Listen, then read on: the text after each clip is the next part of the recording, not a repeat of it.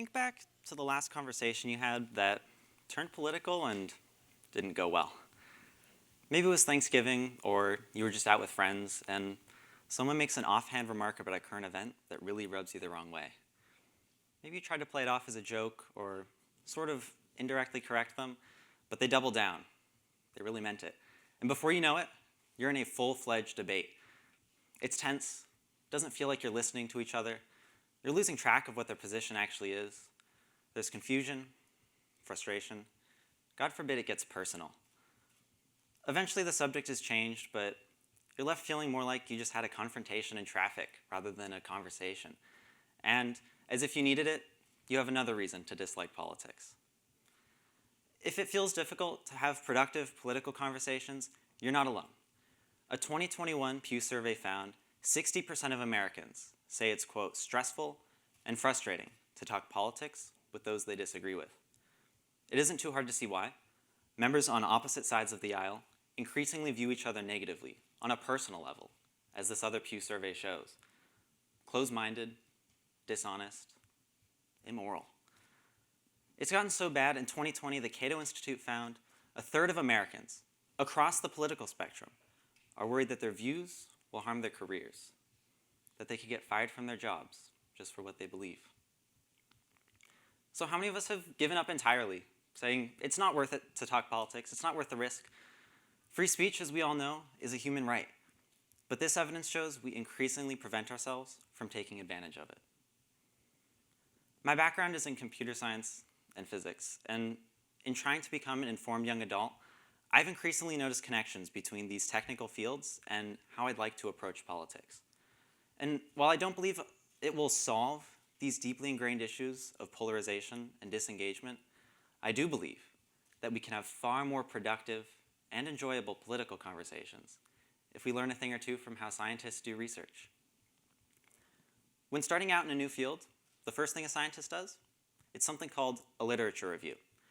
They read a variety of papers because they want to understand what the interesting questions are, where the challenges lie, how other researchers are making progress. They need to get a lay of the land first, because without this step, they're shooting blind. They have no chance of making a useful contribution. The start of our political conversations should be exactly the same. Both sides asking each other questions with a genuine desire to understand what do they believe and why do they believe it. To get to this understanding, it's useful to think of the claims being made as belonging to one of three types: claims of fact, value, and policy. Claims of fact are concrete and logical. They describe how the world is, or perhaps will be, in response to some change.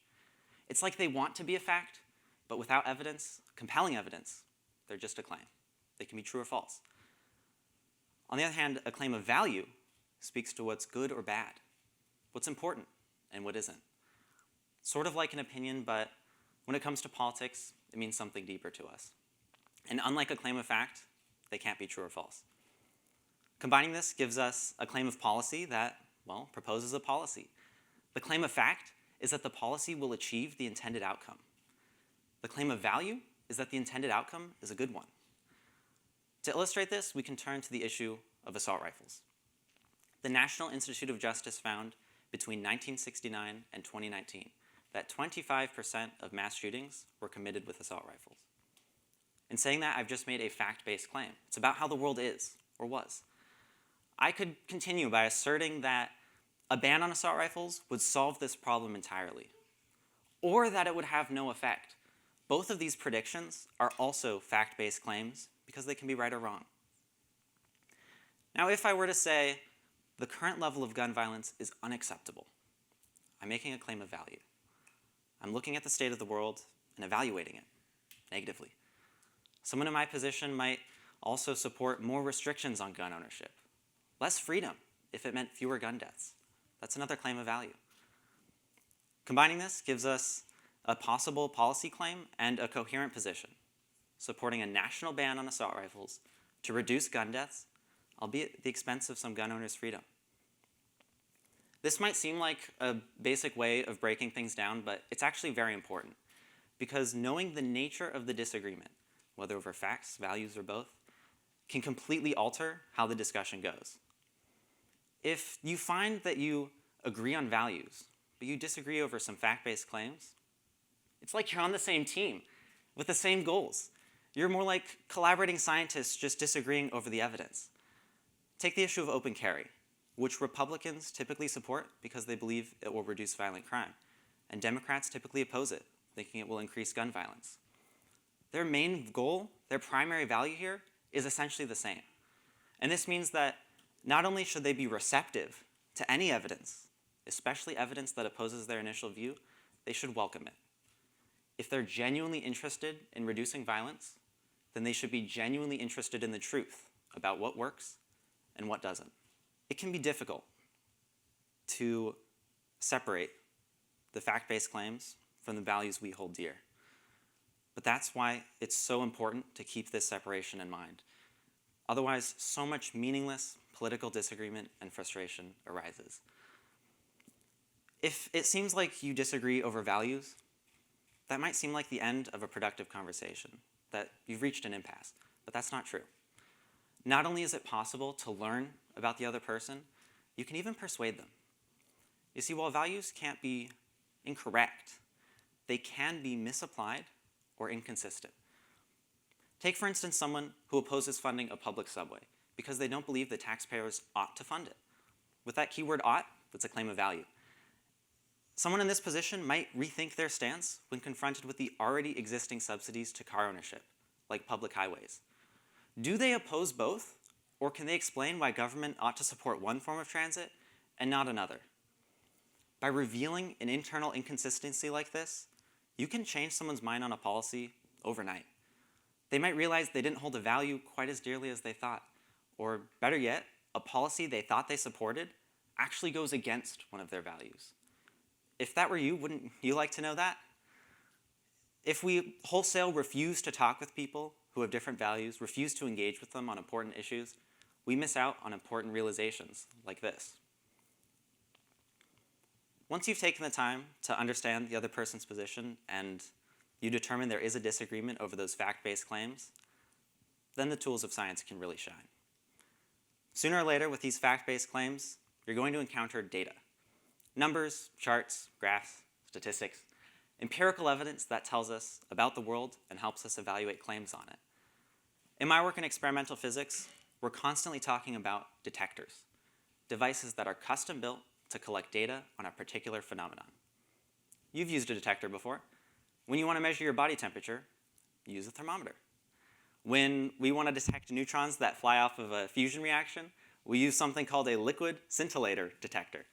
No matter how simple or complex, every detector has something it's looking for. That's the signal. And then everything else that gets in the way and confuses it. That's noise. Suppose you check your body temperature 3 times and you get 3 different results. Did your body temperature actually change that rapidly in the time it took you to measure it? Is it actually going like this? No. It's not a signal. It's a natural fluctuation, and it's a source of noise. Much of the work of experimental physics is in reducing or accounting for these sources of noise so that the results of our detector measurements convincingly show what we're trying to study. Similarly, in politics, many of the fact-based issues we care about deal with causation. We want to know if our policies worked or what potential policy might. This is like asking, did raising the age to own a gun actually reduce shootings, or were they already on the decline? Are man-made emissions since 1900 the cause of climate change, or is that a natural fluctuation?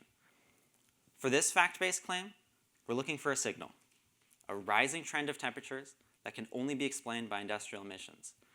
Every other fluctuation from seasons to El Nino to the medieval warm period, it's a source of noise, and it obscures the signal.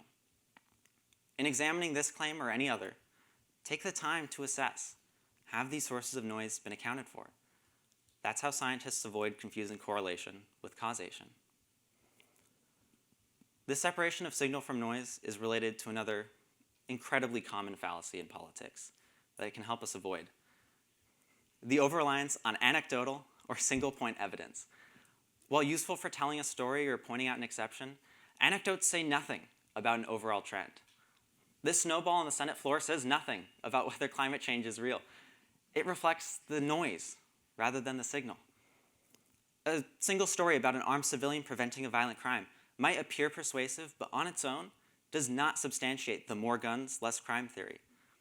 A heavy smoker living to 95 and dying of something unrelated, that doesn't mean smoking safe. That's luck. It's but one drop of water in an ocean of data. To help us navigate this complex world, there's another tool from science that I want to introduce. And I'd like you all to close your eyes and just picture a light bulb being turned on. Maybe you hear the click and you can see its brightness. You can feel its warmth. Maybe you're just now remembering a dead bulb at home you have to change. Sorry about that. But whatever it is, I'd be willing to guess you're probably not thinking about quantum states in a semiconductor in an LED, because why would you? Unless you're an electrician or a nerd like me, you don't need to know all the details for how a light bulb works in order to use one. Instead, it's probably for you just a source of light controlled by a switch on the wall. That's all you need to know. This mental process of taking something complicated in reality and representing it in your mind as a simple idea you can work with, it's called abstraction. And thinking about abstraction explicitly is crucial to how scientists, programmers, and engineers do their work. For my own example on a fusion experiment, I was tasked with developing a device called an ionization chamber. Initially, I had no idea what the heck these things were, and so my mental model of them was cartoonishly simple. It's just a region of gas that, when a charged particle flies in, it tells you how much energy that charged particle lost. How does the gas know? Magic, as far as I knew. And yet that was enough. It was enough that I could put it in a simulation and get quantitative answers to really interesting questions, like, could it detect the helium-3 nuclei that come off of fusion? How big should it be? What pressure should the gas have? In other words, abstraction let me reason effectively about a device that I barely understood and didn't yet exist. Had I stopped to understand every last detail, I'd be reading for the rest of my career. Abstraction can help us similarly in our political discussions by letting you focus on places where real, productive conversation can happen and avoid getting caught in the weeds. If someone brings up a statistic that you haven't verified or never heard of, you don't have to stop right there and Google it on your phone before you can continue. Instead, temporarily abstract away the details of that evidence. Take it for granted and let them continue with their point. Maybe it's incorrect, even if you accept that evidence as true, because they draw the wrong conclusions from it. Or maybe, just maybe, the rest of their argument convinces you entirely. And all you have to do is go back and verify what you abstracted. Had you stopped to quibble about that one point, you would have missed out. Earlier in the conversation, too, when you're just trying to figure out where that disagreement really is, abstraction helps as well. Back to our issue of climate change, suppose you're speaking with someone who doesn't support any regulation of emissions because they don't believe they cause climate change. For many, this is a complete dead end. There's no reasoning with a climate change denier, right? Instead, ask them to pretend that they do. To pretend that emissions cause climate change. Would they support regulation then? What kind? With this pointed question, you're asking them to temporarily abstract away the details, the scientific details, and figure out what they have to say about the government's response. You can continue the conversation, and you may find some precious common ground. This is such a helpful tool, so please, if someone asks you to temporarily suspend your beliefs to ask a question or make a point, don't be a brick wall and say, it's silly to entertain false hypotheticals. Of course you think it's false. Otherwise, you wouldn't have to pretend. Now, as much as I'd like to keep bringing in beautiful ideas and talk your ears off from science and how they can help us, without the right mindset, these tools are worthless. As I've been hinting at throughout, the core part of this mindset is humility. You see, the humble scientist does not seek to destroy their opponents with facts and logic.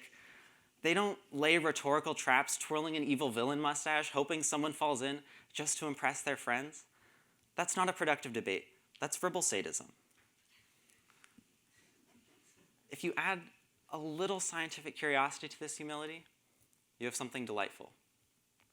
Not only are you aware that you might be wrong, but you're actually interested in finding out because you want to get better. Too often we become unfairly irresponsibly attached to certain facts, as though we're proud of having them, as though an attack on our facts is an attack on our intelligence. Let me be clear. You are not a fool if you believe something that turns out to be false. But you are a fool if you continue to believe it in spite of compelling evidence otherwise, or if you've buried your head so far in the sand you ignore any evidence coming your way. As long as we acknowledge when we're not experts in something, we can strive to have a well-thought-out opinion that we update as we learn more. When we debate with the goal of beating the other side, we're in a zero-sum game. You win only if I lose. But what if instead political discussions were an opportunity to learn about the ideas being discussed, the person you're talking with, maybe even yourself? That's what this approach is about. And the best part, you don't need a degree. You don't need to solve any equations or, God forbid, understand quantum mechanics. No, anyone can do it, and everyone should.